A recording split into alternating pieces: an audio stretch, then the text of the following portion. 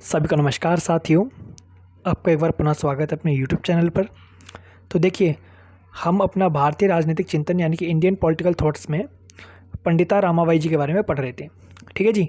और उसमें हमने उनके जीवनी के बारे में पढ़ा और पढ़ा कि उन्होंने समाज में और महिलाओं के लिए क्या सुधार किए।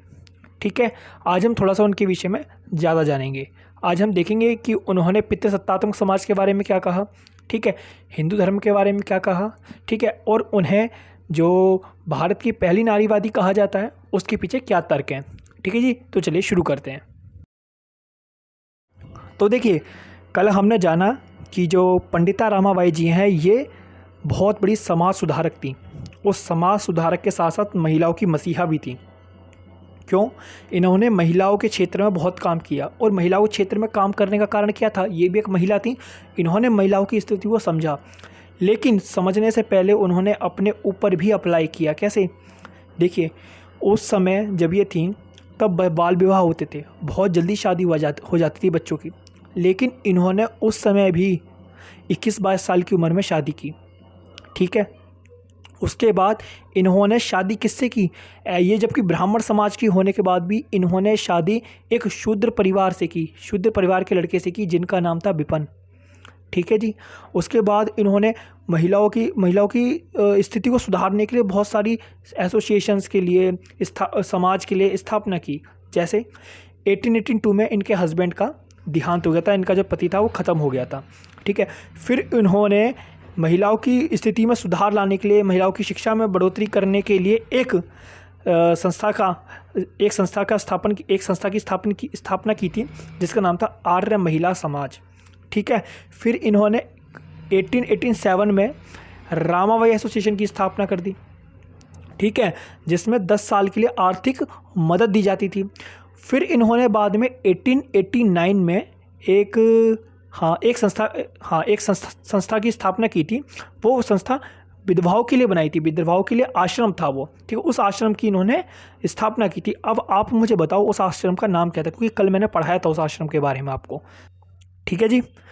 तो देखिए, हमने ये तो जान लिया कि ये भारत की पहली नारीवादी हैं।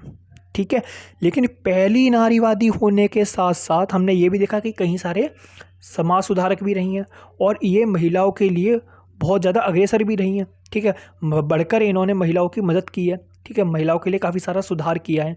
ठीक है, लेकिन हमने ये भी देखा कि ईसाई धर्म को अपनाती हैं आगे चलकर। उसका कारण क्या रहता है? देखो, मेन इनका जो कारण था, कंसेप्ट जो था ईसाई धर्म को अपनाने का, वो केवल एक ही था कि वो जितनी भी ये जैसे बाल विवाह होता था, रूढ़िवादी समाज व्यवस्था थी, ठीक है, इत्यादियों से ना वो छुटकारा चाहती थी। वो नहीं चाहती थी कि उनकी बच्ची के साथ या उनके साथ ऐसा हो। कुल मिला के यहाँ पर ये था। लेकिन ऐसा नहीं है कि ईसाई धर्म अपनाने के बाद सब चीज़ें ख़त्म हो गई। ईसाई धर्म अपनाने के बाद भी उनके साथ ये चीज़ें चलती रहीं। ठीक है, जो हिंदू धर्म के लोग थे ना, हिंदू धर्म में जो पंडित वगैरह थे, उन्होंने इनको बहुत परेशान किया। यहाँ तक कि ईसाई धर्म ने भी परेशान किया। क्यों? ईसाई धर्म ने परेशान इसलिए किया था क्योंकि वो चाहते थे कि ये और महिलाओं को भी धर्म परिवर्तन कराए। लेकिन इनका कंसेप्ट ये नहीं था। इन्होंने धर्म परिवर्तन इसलिए नहीं किया था कि और महिलाओं को भी धर्म परिवर्तन कराने लगे। नहीं, इन्होंने धर्म परिवर्तन केवल इसलिए किया था क्योंकि ये बाकी बंधनों से, ऐसे उल्टी सीधी चीज़ों से, ठीक है, ये धर्म परिवर्तन एक्सेट्रा के लिए नहीं करा था उन्होंने बस ये रूढ़िवादी जो समाज था, इस व्यवस्था से छुटकारा पाने के लिए किया था। ठीक है, वो नहीं चाहती थी कि उनके पास भी ऐसी चीज़ें हों उनके साथ, क्योंकि वो विधवा तो हो ही चुकी थी और भी उनके साथ गलत चीज़ें हो जाती। ठीक है, और भी बहुत सारे कारण थे। लेकिन वहाँ पर क्या हुआ, जैसे इन्होंने ईसाई धर्म को अपना लिया, ईसाई धर्म को अपनाने के बाद में फिर इनके ऊपर जोर डाला गया कि भाई अब और लोगों को जोड़ो और महिलाओं को साथ मिलाओ, ईसाई धर्म में परिवर्तन करवाओ। तो इनको वहाँ पर जाकर उस धर्म से भी एक कट्टरता हो गई, एक नफरत हो गई कि भाई ऐसे थोड़ी, ये तो हर समाज में, हर धर्म में है। तब इन्हें पता चला कि क्रूरति सिर्फ एक धर्म में नहीं है, क्रूरति सभी धर्मों में है। ठीक है, और इस पर भी इन्होंने आलोचना की, ईसाई धर्म की भी उन्होंने आलोचना की। ठीक है जी, चलिए आगे चलते हैं। तो देखिए, अभी हमने देखा कि कैसे कैसे इन्होंने महिलाओं की स्थिति में सुधार लाने के लिए क्या क्या कार्य किए, है ना। हमने देखा समाज में भी सुधार लाई, इन्होंने धर्म परिवर्तन किया, अपने ऊपर जो भी इनके साथ में हुआ उन सब का अनुभव इन्होंने इकट्ठा किया और उस अनुभव के आधार पर इन्होंने कैसे कैसे कैसे कैसे महिलाओं की स्थिति में सुधार लाने के लिए कार्य किया। उसके साथ में इनको टाउन हॉल कलकत्ता के द्वारा सरस्वती सम्मान दिया गया, ठीक है। और इन्होंने अपनी एक पुस्तक भी लिखी थी मराठी में जिसका नाम था स्त्री धर्म नीति, ठीक है। 1882 में ये प्रकाशित हुई। बाकी हमने जान ही लिया है कि ये बाल विवाह, ठीक है, विधवा विवाह इत्यादि की समर्थक, बाल विवाह की समर्थक नहीं थी, और जो विधवा विवाह थी उसकी समर्थक थी, क्योंकि महिलाएं जब विधवा हो जाती हैं तो उनके साथ में किस प्रकार का व्यवहार किया जाता है, ठीक है, ये बहुत भली भांति जानती थी और उस चीज़ को ये रोकना चाहती थी, ठीक है जी। जो रूढ़िवादी समाज व्यवस्था थी उन्होंने उसका भी इन्होंने बहुत ज़्यादा जमकर विरोध किया। क्यों? रूढ़िवादी समाज सुधार, जो रूढ़िवादी व्यवस्था थी, समाज व्यवस्था थी, उसका मानना था कि महिलाओं को आगे नहीं बढ़ना चाहिए, महिलाओं का कोई औचित्य नहीं है, ठीक है। महिला अगर आगे बढ़ गई तो फिर घर का नाश हो जाएगा, वही समाज का नाश हो जाएगा, उसका ये मानना था, ठीक है। ऐसी वो पितृसत्तात्मक समाज और हिंदू धर्म इत्यादि की आलोचना भी करती है, ठीक है। उन्होंने एक पुस्तक और लिखी थी, अपनी एक कृति और लिखी थी जिसका नाम था the cry of Indian women, ठीक है जी। चलिए आगे चलते हैं। तो देखिए, ये तो हम ऐसे पढ़ चुके हैं कि उनके साथ में क्या क्या चीज़ें हुई थी कि महिलाओं, जो छोटी छोटी बच्चियाँ हुआ करती थी, उनका विवाह जल्दी किया जाता था, उसका उन्होंने विरोध किया। 20-22 साल की उम्र में उन्होंने जाके शादी की थी, ठीक है। उसके बाद में उनका पति का जो है देहांत भी हो गया था, ठीक है। उनके पति जो थे एडवोकेट थे, ये हमने पढ़ा, ठीक है जी। फिर उन्होंने, उनके पति का जब देहांत हुआ उसके बाद में उन्होंने एक संस्था का स्थापना की थी पूना में, ये मैंने कल पढ़ाया था आपको, ठीक है। तो चलिए आगे चलते हैं।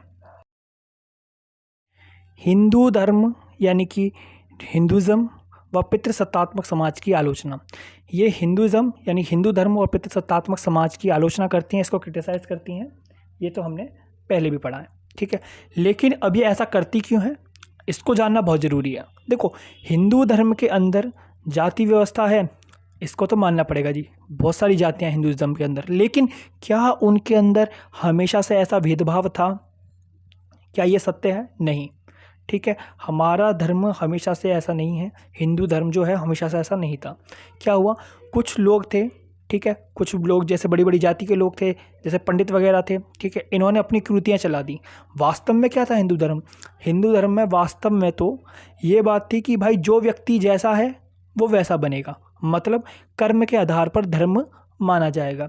अगर कोई शूद्र है लेकिन काम वो पंडितों वाले करता है तो वो पंडित कहलाएगा, यदि कोई पंडित है काम वो शूद्र वाले करता है तो शूद्र कहलाएगा। लेकिन क्या हुआ, ये धीरे धीरे धीरे धीरे कर कर कर्म के आधार पर ना होकर जन्म के आधार पर हो गई, ठीक है। इसको कर्म के आधार पर छोड़ दिया गया, जन्म के आधार पर अपना लिया गया। जो सा अब कैसा भी बंदा हो, चाहे पढ़ने वाला, लिखने वाला, अनपढ़, गंवार, चाहे कैसा भी हो, एक ही धर्म में गिना जाएगा, ठीक है। चाहे वो कैसा भी कर्म करता हो, मान लो कोई छोटा काम करता है, बहुत बेकार काम करता है, सपोज करो, ठीक है, ये कोई जाति व्यवस्था में भेदभाव नहीं फैला रहा हूँ, सिर्फ एग्जांपल दे रहा हूँ, ठीक है जी। मान लो कोई गलत काम करता है लेकिन फिर भी वो पंडित का लड़का है तो पंडित ही कहलाएगा। लेकिन वो ऐसा नहीं कहते, वो कहते अगर गलत काम करोगे तो गलत कहलाओगे, अगर सही काम करोगे तो सही कहलाओगे, ठीक है जी।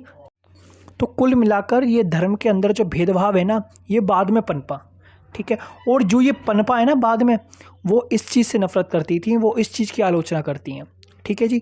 वो कहती हैं कि धर्म के अंदर जो कृतियाँ हैं, जो महिलाओं को इतना नीचा दिखाया जा रहा है, ये नहीं होना चाहिए, ये गलत है। बाल विवाह को रोकती हैं, उनको बढ़ावा नहीं देती। ये इसी कारण मनुस्मृति में जो विवाह है, ठीक है, उसको लेकर भी आलोचना करती हैं। वो कहती हैं मनुस्मृति के अंदर, ठीक है, जो विवाह की उम्र बताई गई है वो 8 से 12 साल की उम्र है, वो कहाँ से उचित है, वो कहाँ से ठीक है, वो इस चीज़ को मानती हैं, ठीक है। वो कहती हैं संपूर्ण भारत में जो विधवा होना एक अभिशाप के रूप में है, ये कहाँ से ठीक है, ये गलत चीज़ है। ये इस प्रकार महिलाओं का समर्थन करती हैं। और देखो, महिलाओं के समर्थन में इन्होंने the high cast Hindu women नामक पुस्तक लिखी, ठीक है। उस पुस्तक को पहला नारीवादी मैनिफेस्टो भी माना जाता है। देखो, उस पुस्तक के अंदर क्या बताया है, उस पुस्तक के अंदर बताती हैं जो हिंदू धर्म है, हिंदू धर्म में जो बड़ी जाति की महिलाएं हैं ना, जो हाई कास्ट की महिलाएं हैं, उनके साथ ज़्यादा गलत होता है छोटी कास्ट की महिलाओं के मुकाबले। क्यों? उसका मेन कारण बताती हैं, जो छोटी महिलाएं हैं, मतलब जो छोटी कास्ट की महिलाएं हैं, उनको तो चलो क्योंकि पैसा इतना है नहीं, तो पुरुष को और महिला को दोनों को साथ में काम करना पड़ेगा, ठीक है। तो इस वजह से महिलाएं खेती वगैरह भी करने में हाथ बटाती हैं। लेकिन जो बड़ी कास्ट की महिलाएं हैं, ठीक है। जब वो विधवा हो जाती हैं या फिर कोई भी उनके साथ में कैसी भी दुर्घटना हो जाती है, कुछ भी होता है ना, तो उनको कुल मिलाकर बहुत ज़्यादा नीचा दिखाया जाता है, उनके साथ में सारी कुर्तियाँ की जाती हैं, ठीक है। इस वजह से ये इस पुस्तक में ये बताती हैं, ठीक है, इस चीज़ की आलोचना करती हैं इस पुस्तक में। और उन्होंने हिंदू धर्म की आलोचना की। तो मैंने बताया आपको हिंदू धर्म की आलोचना क्यों की, क्योंकि हमारे धर्म को इतने हिस्सों में बांट दिया गया है। आप हर जाति के अंदर एक जाति ढूंढ लोगे, अगर आप एक प्रयास भी करोगे ना, मैं बोलता हूँ आप नोटबुक बना लो, एक नोटबुक बनाने के बाद प्रयास करो कि हर जाति को लिखोगे, तो मैं बोलता हूँ आप कोई भी चीज़ एक जाति उठा लो, उस जाति के अंदर से आप पता करोगे ना, तो उस जाति के अंदर जाति के अंदर जाति के अंदर जाति के अंदर जाति मिल जाएगी आपको, आप रुक जाओगे, गिन नहीं पाओगे, इतनी जातियाँ हो जाएंगी, ठीक है। तो ये चीज़ थी। और जातियाँ तो चलो कोई नहीं, उसके साथ साथ उसके अंदर भेदभाव भी किया जाता है, ठीक है। हालांकि ये वर्तमान में ऐसा नहीं है, काफ़ी चीज़ें कम हो गई हैं, लेकिन फिर भी कहीं ना कहीं गांव में आप देखोगे, किसी क्षेत्र में आप देखोगे, ये छोटा मोटा कहीं ना कहीं माइनर ही माइनर चल रहा है ये, ठीक है। पता नहीं चलता, लेकिन ऊपर नहीं दिखता ये, लेकिन अंदरूनी ये चलता ही रहता है, ठीक है जी। और देखिए ये कहीं ना कहीं ये मनुस्मृति है, इसके नियमों को स्त्री के खिलाफ मानती हैं। वो कहती हैं जो मनुस्मृति है उसके नियम जो है ना, स्त्रियों को समानता नहीं देते, स्वतंत्रता नहीं देते। इस कारण स्थितियों की मनुस्मृति में जो लड़कियां हैं, महिलाएं हैं, उसकी स्थिति बहुत ज़्यादा गंभीर रही है, ठीक है। उसको बहुत कठोर नियमों का सामना करना पड़ता है, उसको ये अच्छा नहीं मानती, ठीक है। उनका मानना है कि जो मनुस्मृति है वो बाल विवाह को बढ़ावा देती है। बाल विवाह को बढ़ावा क्यों देती है?